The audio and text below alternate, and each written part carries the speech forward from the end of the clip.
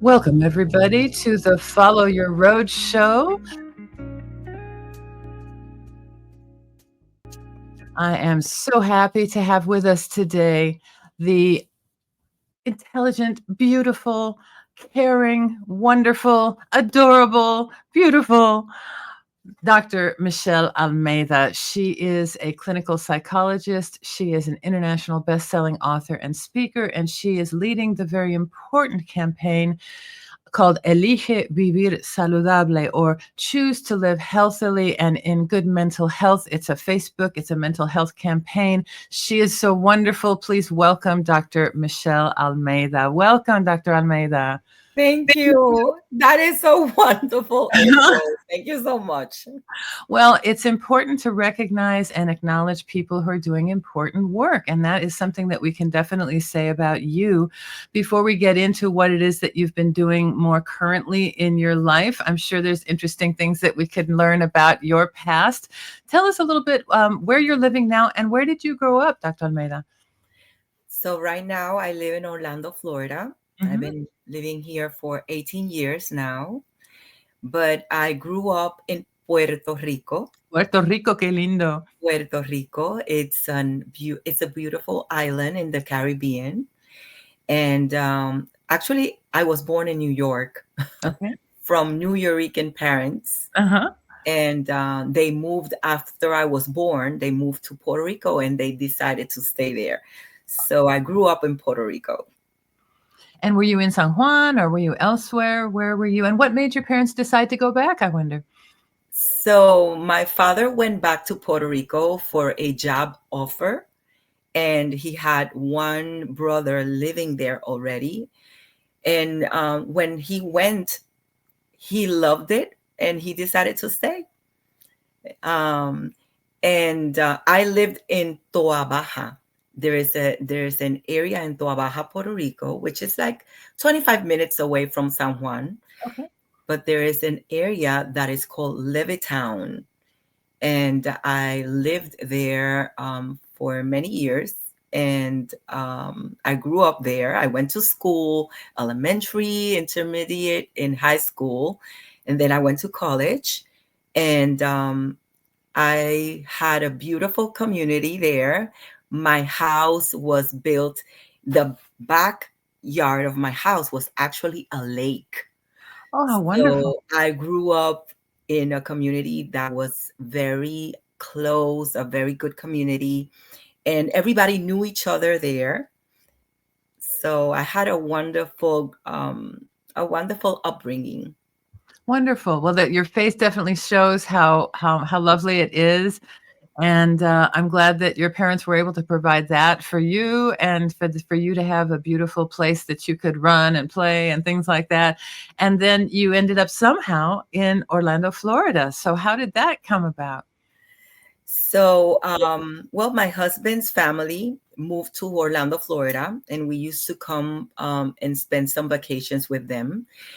And I loved it. And I always thought that we would move someday to Florida. And yeah, we made it a reality. As soon as I graduated from my PhD degree, we bought a house and we moved.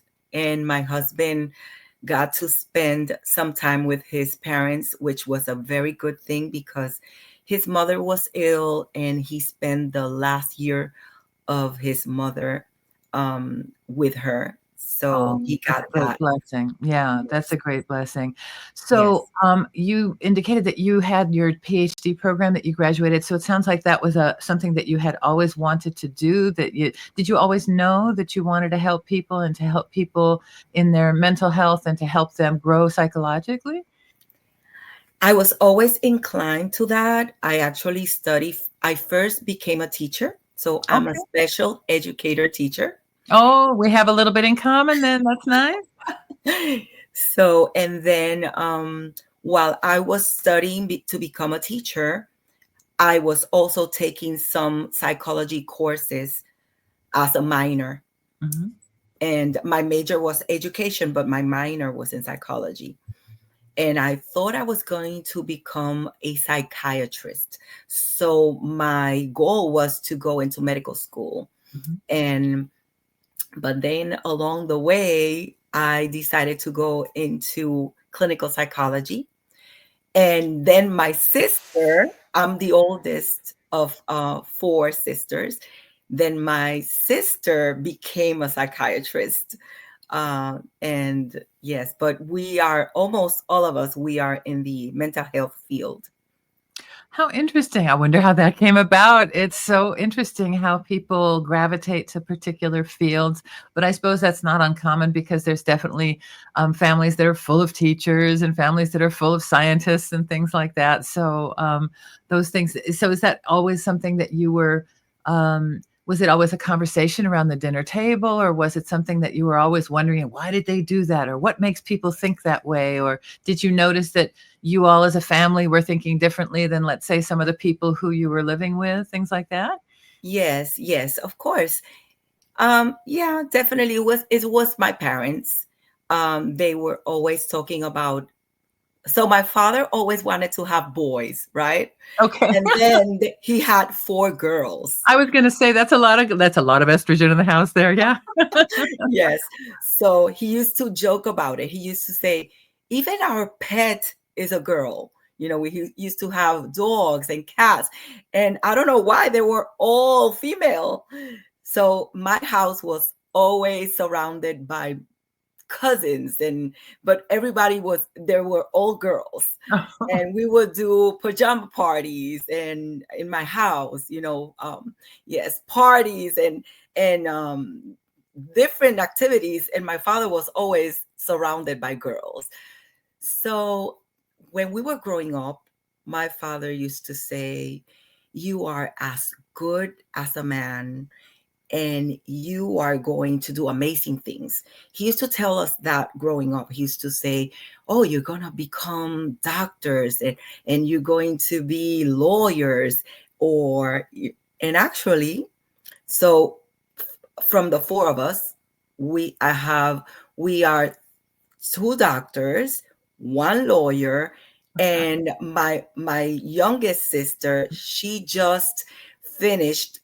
She's a nurse, but she is and I think it's called RNP, which is Oh, a a nurse practitioner. nurse practitioner, Yeah, so and she too she can prescribe.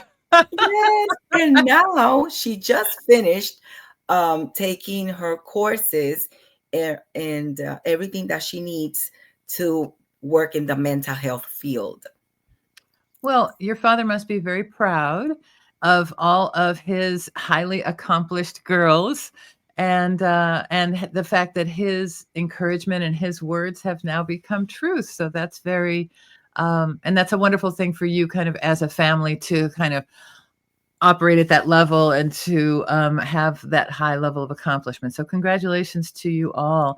Tell Thank us you. about what you're currently doing. I know that you were very much in demand. I know you a tiny bit because we participate in classes together and in different online communities together. And I hear little bits and pieces about your work in as a consultant and as a kind of private industry person, but you also have run clinics and you have public campaigns for mental health. So tell us a little bit about your mission and what it is that's important to you and how you do those things. So through my journey, I started being interested in suicide prevention. And in 2015, I already had my PhD degree and I was already working for a mental health clinic. But I started taking courses to know more about suicide prevention. And then I was working, collaborating with the mental health, through the Department of Health of Puerto Rico with mental health campaigns and going to different activities, talking about mental health and suicide prevention. And through the years, I have worked with different campaigns, but basically, I I know that I like more to talk about suicide prevention. So I have been developing campaigns and workshops and collaborating with other organizations. And life has I guess that my journey, my path, in some way already was guiding me through it. So I feel that it was life and destiny that took me through that path, and also very profound personal experiences that also made me realize that I wanted to dedicate my life to this. Are you inclined to speak a little bit more about that? What were the profound, Yes. if it's not too much to share personally, No. um, I always like it to dig into people's Oh, personal okay. experiences. I can But these share, are the of things course. that make for turning points, and they make for deep decisions in your life, and these are the things that make you, follow a particular path. So if you don't mind sharing, I would be interested to see what it was that made you feel so profoundly that and isn't it a beautiful thing to be helping people to see the value of hanging on, of seeing it through, of all that. I hope that it wasn't super personal experience and loss that drove you to that, but we're about to hear about some of the things that really have been meaningful to you. Yes, of course, of course. As a mental health professional, and as a person that I grew up being the oldest and always in charge, right? And always feeling that I had the power of being in control of everything.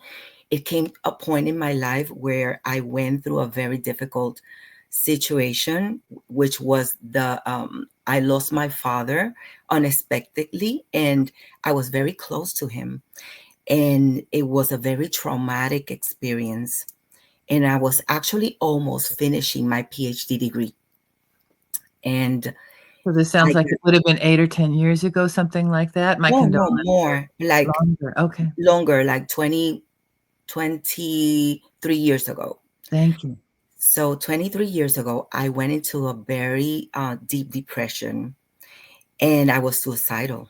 Oh, But the thing is that I was studying to become a psychologist. I was in my last year of becoming a psychologist, a clinical psychologist, a doctor. So I kept it a secret because I thought that if I talk about it, I was going to damage my career.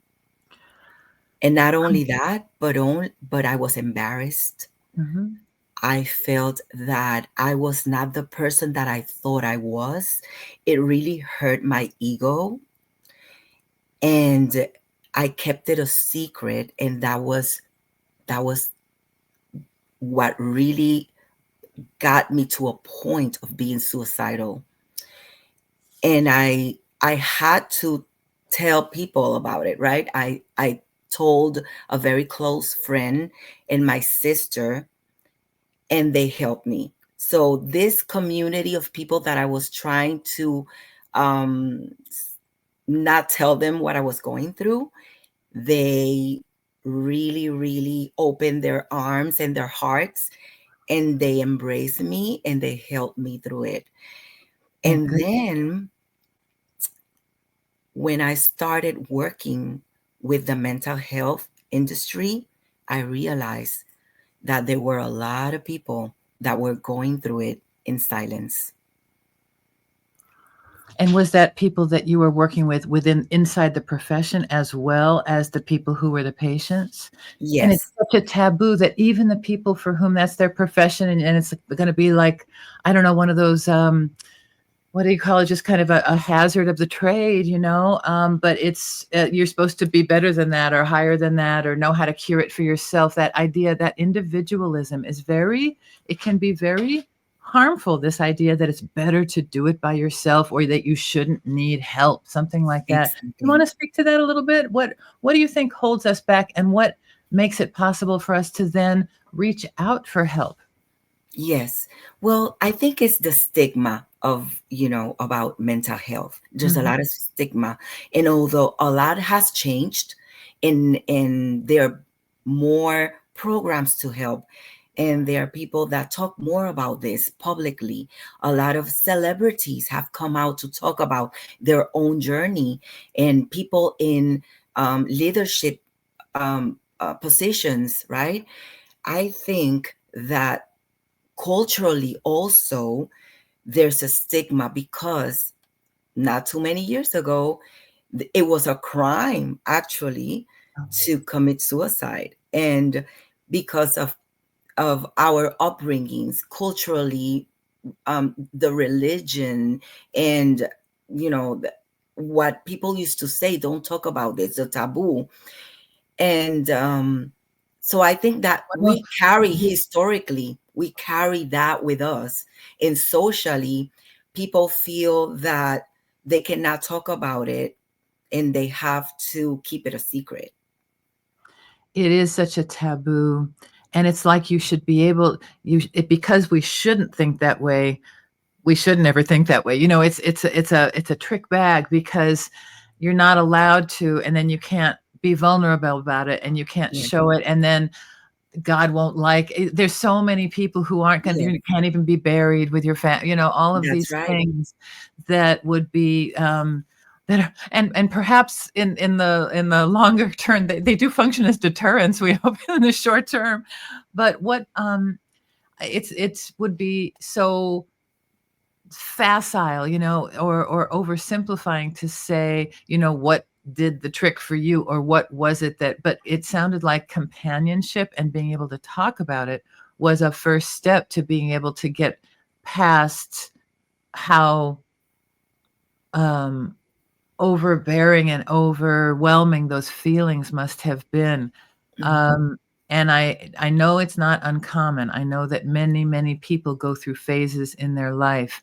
What, as you recommend, or what are the things that are key for people to, if they are feeling that desperation, or they are feeling that their life is not worth living, what do you recommend to people? What are some things that are helpful? This is now a profession and there's such desperation in it. I feel very ignorant of what all to even think about is in this subject. So what have you found over the years has been supportive for people? Both the people who are caring for them in the mental health field, as well as those who are struggling with it. And there's crossover because there's people who care for people who are also struggling with these feelings as well. So what is supportive for people? What should people seek out? Yes, people should seek out for support, Mhm. and talk about it, and talk openly about it, not feel embarrassed about it, and understand that when you are going through this, there is help, and there is help that works. There is hope because there are professionals that can help you, and there are people that have been through this that are now feeling much better, are functioning, and have found purpose of life again. And so, yes, basically, the most important thing right now, if you're going through something like this, is to talk about it, to talk to someone that you feel comfortable, and to seek help, because help works. It works. And maybe you don't see it right now, and you don't feel that someone can help you, or that you can have the help that you need. But yes, there is help, and it works. And you can go through therapy, and they're professionals that they know exactly how to help you. And you're going to see, when you feel better, you're going to look back and you're going to say, oh, okay, I understand now what happened. And you can see that it was possible. When you're there and you feel helpless, you don't see how you're gonna overcome this, how are you gonna get better. But there is a way of getting better. So it's just And getting through to get to that place. It's just yes, being able to withstand that yes, that painful time. So what are yes. some resources? So there are internal resources. I wonder how, um, do prayer and spiritual things, do you recommend those things for people as well? Are those things helpful, or are those things, I don't, you can't say yes or no in anything like that, but have you found that appealing to a spiritual reality or into a religious reality, is that helpful or not helpful for people? I wonder if it maybe depends on their conditioning. Well, or their background. let's say that you are a person that is a member already of a church, or of a spiritual organization. You can go to a leader in your organization, right, and let them know that you need help, because that's something that I work with. I work with chaplains and pastors and organizations that are training, that are giving their leaders their workshops and the training that they need to learn how to work with people that are going through this. But the person that is going through this, that is already suicidal, needs professional help, Yes.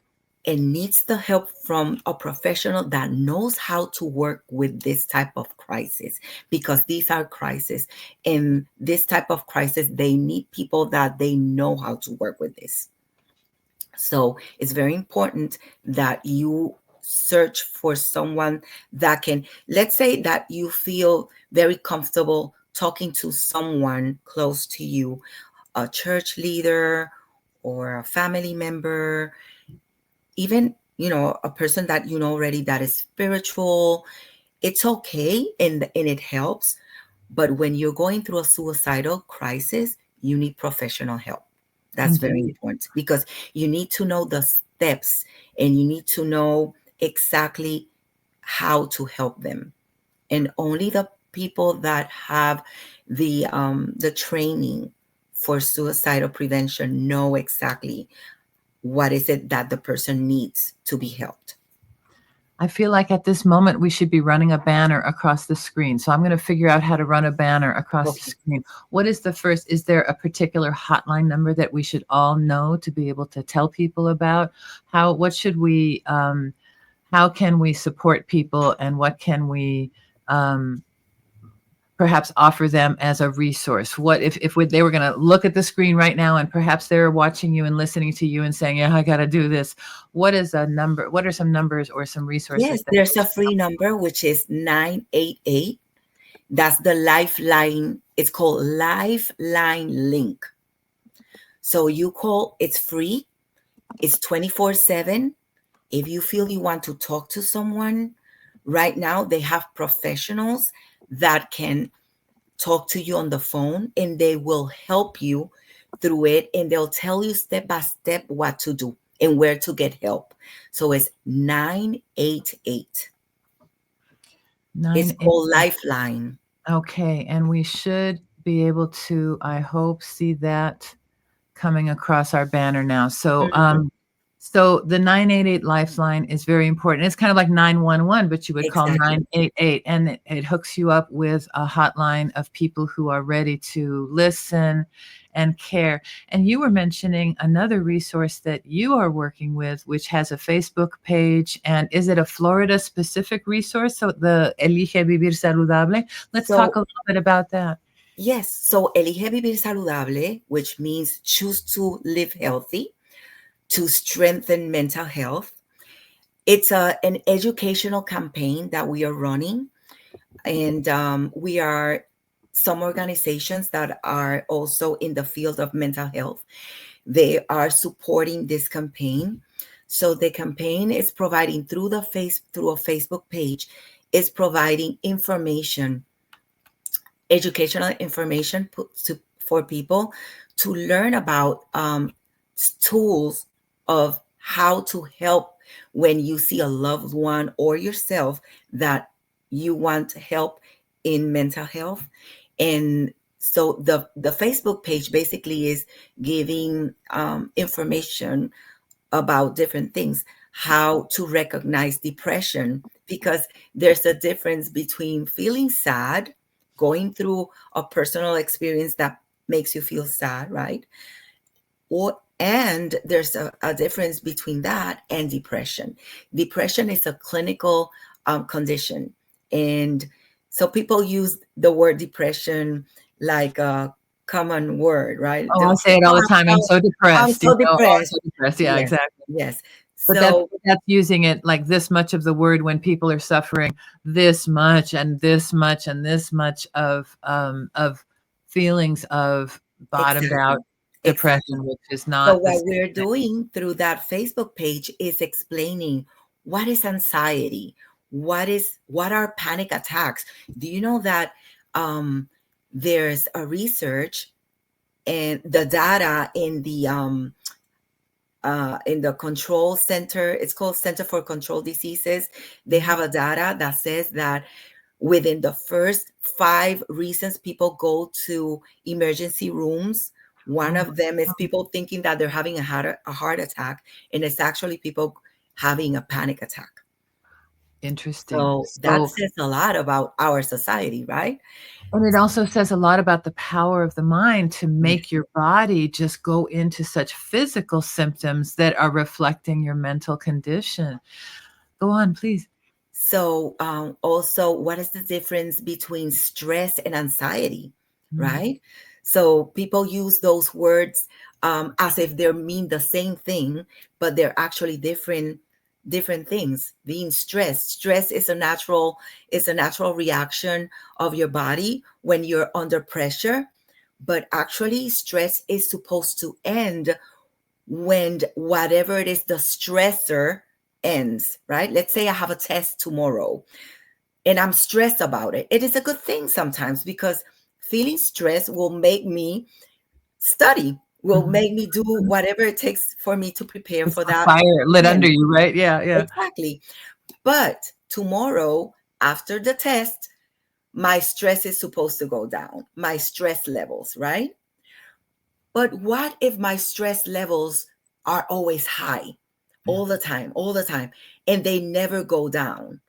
Then I can be a person that starts having health problems, Mhm. including developing anxiety, right? Including developing physical health problems.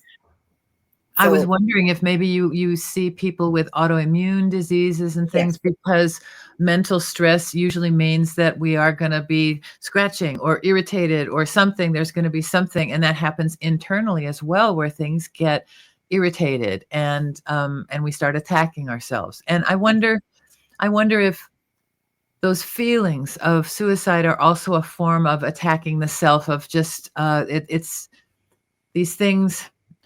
This is such a weak analogy, but I want to acknowledge it just because, everybody tries to go on diets and do things, but I find it remarkable how just a shift in diet, like a shift in sugars, will make me feel so different physically from day to day. And I thought, oh my God, I get like ideation, but I get food ideation. And I think, well, oh my gosh, it's this much of a little, change in the fuel makes me think about it all the time, think about it all the time. And biological things can make you think about things all the time, and maybe a little tweak biologically, a little tweak in your makeup, a little tweak perhaps in your emotional makeup or in your meds could make the difference between thinking about it all the time and being free of thinking about it all the time. And so, are there protocols and things that you also prescribe for people or that would be supportive for people who are going through this? Or are you talking about talk therapy, or is it a combination of things? What are the therapies that are supportive for people? I'm sure it's not a one size fits all, of course, but in thinking about larger numbers, what have been the most effective approaches in your opinion? so I had the privilege to work with organizations that believe in of a holistic approach, right? So we believe that, and that is why the campaign's name is Choose to Live Healthy, actually, because everything will help. Okay. So So it's not this is good, exercising, this is bad, yes, this is good, this is bad. Everything can be helpful. Yes. yes, yes. So research has shown that living a healthy lifestyle helps with your mental health, like having a routine to exercise. Your diet is very important. So, everything from nutrition to exercising to having positive relationships to surrounding yourself with positive communities to learning new skills to um, having time for you, what we call me time, right? Mhm. Mhm. Taking care of yourself, how important it is to take care of yourself, to implement in your daily routine self care practices, right? Everything helps, even your spiritual path, what you choose that will give you the calm and the resilience to overcome any situation in life. How do you look at life? How do you go through an experience, even if it's a very hard experience? But how do you manage your emotions? All of that, psychotherapy, pharmacotherapy, which is medications, right? So we have to look at mental health as a whole thing, because human beings are not one thing. That is Yes, why indeed. we have to look at everything. So a holistic approach. And so I appreciate you're also talking about some of the spiritual things. Let's pivot a bit, and I'm going to put up the link in, or the banner in a moment, just to remind people of the resources they have available. Let's talk a little bit about you in terms of your trajectory. What has been inspiring for you? What are there people or teachers or particular spiritual pathways that have been inspiring to you, or that have been motivating for you to move forward in your life and to find hope and inspiration in your life? Yes, of course. Well, in my line of work, and right now, I what I do is that I'm in charge of the operation of the entire clinic, and we're opening a new clinic in Miami, Florida. So, in my line of work, I've had the honor of working with people that I see the change. I see people that have changed their lives for the better and have found their path. Not only that, but have found meaning and purpose in their journey and have turned around any obstacle, any situation, any trauma, and have used it as fuel for whatever it is now that they're moving towards or trying to work with, right? So I know mothers that have gone through very difficult situations with their kids, and I'm very inclined with helping mothers that have children that have mental health illnesses, because we live in a society that tends to put the guilt in parents when you have a child that is mentally ill. And we all know that right now we have seen so many tragedies in schools, in our communities, right? And it's a very sensitive subject because mothers feel the pressure, the guilt, the shame, and mothers, they need our support other also to deal with this.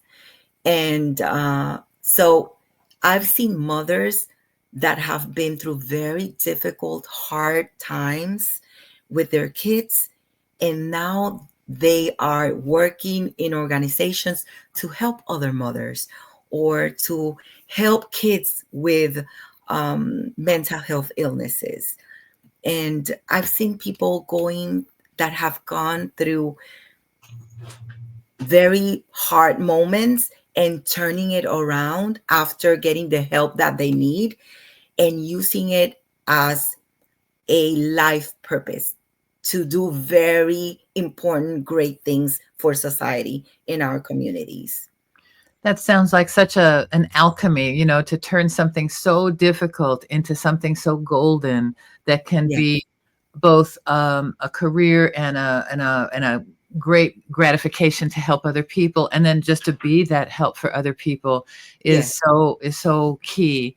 Yes. And what a blessing that you have been able to do that for other people.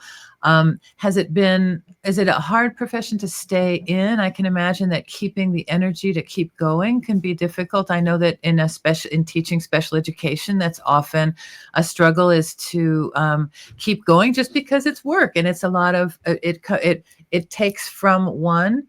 I shouldn't say that. It requires that there's a lot of energy flow, shall we say, between the practitioner and the patients and the workplace and the situation and the society and all that. So, what is energizing for you? Where do you go to re-energize yourself, to seek inspiration? What is it that inspires you? In addition to those mothers that you see, for example, turning their children's life around, supporting other mothers, and finding a life path in helping others, are there other things that are inspiring to you as well? Yes, my community, and being member of different organizations and feeling that I am following my heart. Also, self-care practices are very important for any mental health provider or any provider in the health field, right? As well as teachers and firefighters and police men, right? And Yeah. yes, Well, we there, we know that there are some organizations that acknowledge and support some of the first responders, because they also often will struggle with having witnessed so much trauma or handled so much, just things to do as part of their job, that it becomes a big emotional weight or a big emotional load to carry. And um, they're supposed to be strong and carry it and be heroic and all those kinds of things, and yet um, every hero has a journey, and that journey has ups and downs and ups and downs, and so it is indeed heroic to have struggles. And yeah, so I wonder if that's another frame, and what do heroes do to find help and to find support as well, because heroes don't work alone, you know. no. So yeah, That and who. is why surrounding yourself in a community that you feel that you belong there. Belonging to a community and feeling connected and supported and understood and comfortable in your community is very important. So one of the things that I will tell everyone is find a community that aligns with your values and your experiences, and you can share um, who you are and your interests, and you will feel it will give you the spark that you need in life to keep going because you're supported and you're surrounded. You know, heroes don't need to do it alone. We need communities of heroes, right? That's Indeed. very Well, important. and you're a hero to many people. I'm sure that there are many people who could point to you and say, without her, I don't know where I'd be or if I would be, you know. And so bless you, many blessings upon you for what all you have done in your career, and what you will do in your career. You both work in the clinical setting, as well as working in the private setting as a consultant. Is that right? Well, right now, yes, I do both. And but what I do, I work at a administrative level right now. Mhm. So right now what I'm doing is I'm running the clinic.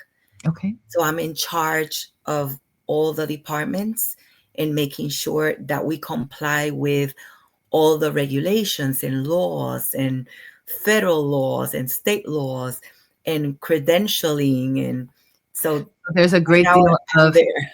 bureaucratic infrastructure, shall we say, in these kinds of things. And I can understand how being a leader can be challenging in that way, because all of a sudden, rather than dealing with the patients or with the issues of the patients, all of a sudden you're dealing with justifying the funding or whatever the demands are. What is it that really um, feeds you in terms of making you feel like your passions are well placed, that you're getting that feed of gratification?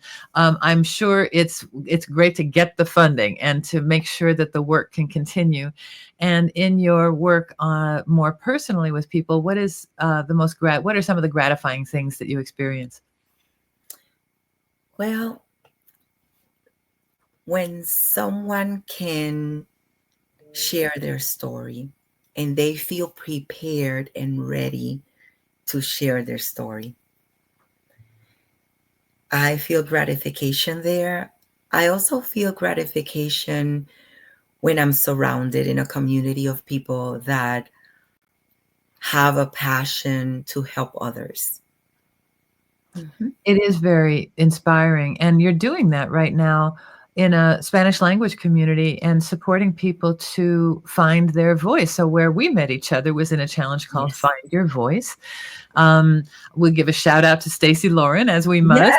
because she's such a Stacy, brilliant yes. organizer, Stacy Lauren, in the Do Yes. the Same communities. And so she has been someone who's been very inspiring and has shown how online communities are super powerful. And so I wondered how much mental health struggle came from COVID and from people feeling isolated. But another thing that came out of those whole times of lockdown were the idea that we could actually connect with other people. Like you and I have never met in person, but I feel great love for you because of our interactions that we have online, and to think about the work that you do and to think how you're spreading love among people to find their voice. So how has it been for you to work with people and be back kind of in talking with people and in basically supporting a circle of women to be able to find their voice and talk about what's important to them? Does it make it feel like you're back in the saddle again? Yeah. Yes, I love it. Yeah. It makes me feel alive Mhm. because when you're doing administrative work with documents and, like you say, just justifying funding, and sometimes it gets boring. Mhm. And yes, but when you're in a community of people that are trying to find their purpose, their voice, their uniqueness, it makes you feel alive again. And I work with organizations also that are helping women that have been through domestic violence and that they are trying to reconstruct their lives and finding their own voice, finding their path. Um, it's a very challenging work, but it's very, I don't know, I feel wonderful with that. I've been working with communities and organizations helping women find their voice. And for me, it has been a very good experience. And I feel so happy and so grateful for Stacy Lauren because I found a way of doing what I love online Yes. and through communities like this. And, you know, we are all heroes because, for example, Allison, what you do, you have a platform for people to express themselves. And what you do it so naturally. I don't think I would feel comfortable doing this with any person, and you make me feel so comfortable here sharing my experience and talking about what I do. So you are doing part of whatever we are, like a, how do you say rompecabezas in Oh, English? yeah, a A puzzle. puzzle. We are pieces of a puzzle. So I wouldn't be able to share my story or to share my passions without people like you that have the passion and the skills to make it this easy.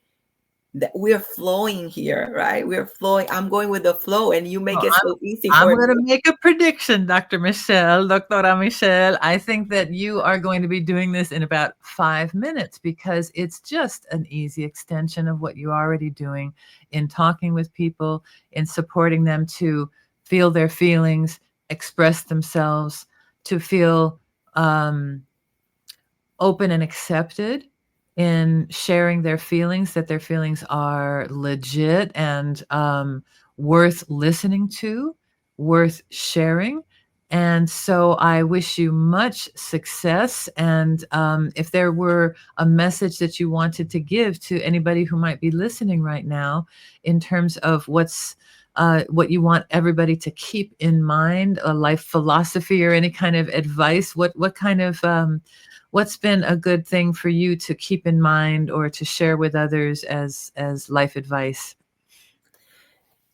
I think that life will take you, life has seasons. I heard a pastor said something uh, a couple of months ago that I really loved, which is like the year has four seasons in life, right? We have spring, which it means everything grows and everything looks beautiful and we can smell the flowers and we go outside and we feel warm and everything looks so promising, right? Life has the same. We go through seasons. We go through spring seasons. We go through summer. We go through fall where everything seems to fall apart. Everything seems to end, right? Like when we go during the fall season, we see the trees and the leaves, they start turning different colors and they start falling from the trees. So we go through seasons in our lives also where we feel that things are falling apart or things are ending in our life. And then we go through winter where things seems to go through a stage of being frozen or hard or difficult. So life has cycles. So we need to understand that every cycle in our life is important, even the hard ones, because we are always evolving, growing through it. And going through hard moments and feeling sadness and feeling that we're overwhelmed doesn't mean that you cannot do, like, it doesn't mean that you are stuck there. It just means that you're going through something, but good times are coming also. Spring is coming again. Summer is coming again because that's how life works. So we need to understand that feeling sad or desperate or hopeless at times, it's okay. We can embrace that and understand that things are going to be better again. We're going to be happy again. We can feel hopeful that things are going to get better again. And if you feel that you need support, go to that person that you can talk to, because we are not developed, we are not made to be alone. We are made to be in communities. Yes. So you don't have to feel that you have to go through things alone. Make sure that you are in a community that supports you.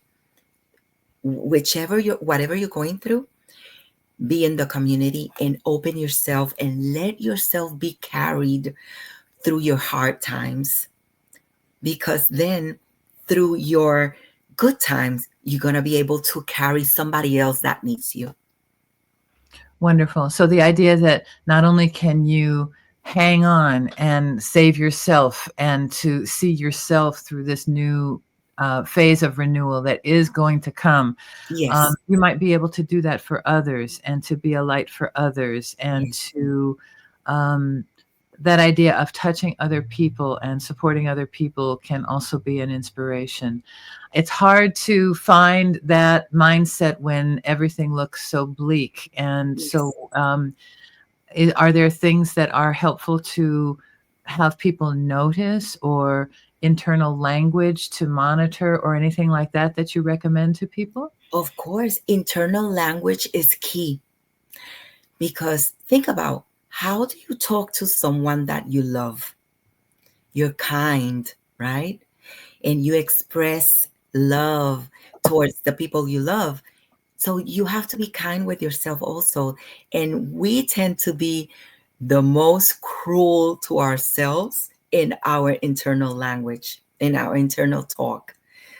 So being kind and being aware and mindful of how you talk to yourself, your internal dialogues is very important. And being aware also that when you feel sad or any type of emotion that you feel uncomfortable with, right? It's a natural emotion. It's built within ourselves to feel emotions because we are alive. And of course, at times we're going to be frustrated. And of course, that we're going to be angry at something or feel sad for something. But it's how we are built. It's emotions are natural and they're part of life, right? So, but also being joyful, being happy, being calm, it's also emotions that are going to be there for us in life. We just have to understand that feeling something doesn't mean that you're going to be there all the time, or it doesn't mean that, or that you're not going to be feeling happy again, right? Yeah. So embracing emotions is very important, and being aware of your internal dialogue. Do you advocate people to journal or to keep track of their feelings, or Yes. to do you use affirmations or other kinds of intentional Yes. um, setting of goals and things like that? Yes, I have my own set of mantras. Every morning, the first thing that I do, I took a mantra from someone that I talk to myself, and it's the first thing that I do. And I speak to myself. I would say, "My name is Michelle Almeida, and all good things come to me." Wonderful. So that's one thing that I do. I also use the one that says that all is well and I will have the help that I need at the time that I need it on the correct time. Yes, every morning, taking time to meditate, to pray, to that me time is very important. It's like you use it as the primer to set your day. So, yes, it is important to use mantras. It's important to journaling is very important. Actually, I journal before going to bed. So what I do is that I make, how would I say, I put everything in writing, so that way I don't have to go to bed and then start thinking. uh, um, my mind starts thinking about all the things that I want to do or all the things. No, I keep everything in a journal. And that way also I help my mind to put everything, all my thoughts into something. And that way I have my mind ready to rest for sleep. Thank you. Sleeping is also very important. It is. I mean, you kind of in phases, and thank goodness, thank God that I have never felt suicidal. I cannot lay claim to that, but I can say that I am very familiar with that in my family. And it was a route that my mother chose to end her life at 77. She had always promised that that would be something that she would do. And so it wasn't, well, anyway, it's a complex topic as always. But uh, it's difficult for those who survive, Yes. because you always wish that you could have done something different. And I wonder to what degree people who are very desperately sad, um, there's so it can be very consuming, and I wonder, it's very difficult for those who stay behind, but that's not the first thing in mind for someone who's suffering, because it's hard for them to see That's uh, right. beyond the huge weight that's on them. Is future, I know this word future casting, but is it helpful for people in your experience for them to think about what they would want to do, goals that they would want to achieve, things that they Yes. want to achieve in the future, to anchor something to look forward to? Is that supportive? Yes, of course it is. Having goals in life is very important because it gives you hope. It makes you look towards the future. Mhm. Yes. And finding something that you're passionate about also is very important.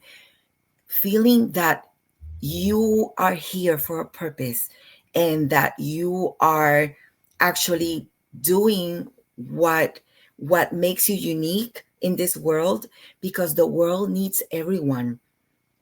And not everyone has to be doing something like running a mental health clinic or working in a mental health campaign, or every every person is doing something. We are all pieces of a puzzle. Everyone is important, and everyone is doing something that is helping the world to become a better place. But it's important to all of us to acknowledge that it doesn't matter what you do. What is it that you're doing? You can be even working in the uh, in a school, helping kids crossing the streets. Like, there are people that around schools, they help them when they get out of school, they cross the streets with them. Or you can be the person that is making sure that the school is being cleaned, and that students go to school in a clean school. You can be the person that is cooking the meal for those students that are going to the cafeteria to have breakfast or lunch. So in everything, everyone is doing. If you find fulfillment, if you find that you are living what you're called to do, right? So that of finding your call, your calling, is important, because it doesn't matter what you're doing, but if you are doing it with love and you feel fulfilled, you are making the world a better place. Well, you are certainly making the world a better place. I certainly appreciate you. Tell us a little bit about the goals that you have for your future. What are some things that you envision for yourself? Yes, well, I envision working with mental health for a long time. I have a project by the end of this year. We have the goal of opening a new mental health clinic in Miami, Florida. Mhm. Besides that, I am also working as a Spanish with a Spanish cohort with Stacy Lorraine with Find Your Voice. And I'm a mother. I'm a wife. I'm also a caregiver. I take care of my 80-year-old mother, Mhm. so I know what it is also to be a caregiver, right? And how hard it is also to be the caregiver of a loved one. Um, so I see myself just for many, many years doing what I do. Well, it's a wonderful thing that you love what you do and you flow your love to your patients, to your clinics, to your family through the beautiful things you do. On our banner is the beautiful Doctora Michelle Almeida, your name, as well as your Facebook page. We encourage everyone to check it out. Elige Vivir Saludable. For English speakers who would also be seeking support, does your clinic provide services in English as well? Yes, yes, it does. Okay. And this is the Clínica Felicita Ramos. Should we put that up Yes. on the banner? So let's go ahead and tout. So you have a clinic in Orlando now, or is this the new one Actually, that the you're clinic is opening in up Puerto Rico. in Puerto Rico? Okay. Yes, How yes. wonderful. So we are working with telehealth, which is virtually. And then you're opening, and do we have a name yet for the Miami clinic? Yes, it's Almia Behavioral Health. Almia. Al mía like al, and then mía like no es tuyo, es mío. Yes, Okay. yes. Is it called That's a Clínica good Mía? way of reminding it. Clínica Almia in Miami, right? In Mia. Miami. Okay, right, Yes. Almia. Okay, it sounds it's kind of like it could be in Morocco, Almia in Miami. Okay. Yes. All right, let's go ahead and see how that banner goes. Let's go. There we go. Yes. And so I thank you very much for joining us today. I wish you great success in expanding the resources to support people in staying mentally healthy, in staying alive, in finding their life purpose, in surviving the winter of their lives into a beautiful new spring, in imagining a beautiful future for themselves and for their family. And that may everyone please connect with a wonderful community, either in person or online or both, and find beautiful people like Dr. Michelle Almeida, who can smile and tell you wonderful things and give you wonderful reasons to hang on and to live, to fight another day, to help people another day, to connect. Let me ask you this, just a real quick thing. It just occurred to me: is pet therapy? Do you encourage people to have a little animalito, to have a little pet or something like that? Of Yeah, course. Yes. Emotional pet support, emotional emotional pet. pet Yeah. for emotional support. Yes. Yes. It's I have a couple of friends and they don't go anywhere without their little doggies, but their little doggies are adorable and are indeed total support animals. You know, they have a Yes. personality. They give you someone to relate to. They give you someone to feed. You know, it's a Yes. it's a it's another way to kind of, you know, have a reason to keep going as well, if only to just be able to feel the love and give the love to your little animal, even as you're trying to feel the love and find the love for the human animals, you know, And if you're not a dog lover, you might like a cat, or a bunny a or a bunny. birdie. Yeah. Yes. Yes. Yes. Yeah, we were taking a trip and we were down some street and we walked into a place and it was a reptile place. I'm like, oh my gosh, I've never seen so many snakes, but it was pretty cool. So it all depends. There's another guy who likes octopus, you know, and so fish are great for people who are lovers of water and things like that, because it's a form of fascination and beauty and all of that. So, how do we find inspiration in life? Is there a particular religious or spiritual practice that's supportive for you? I am I am very open.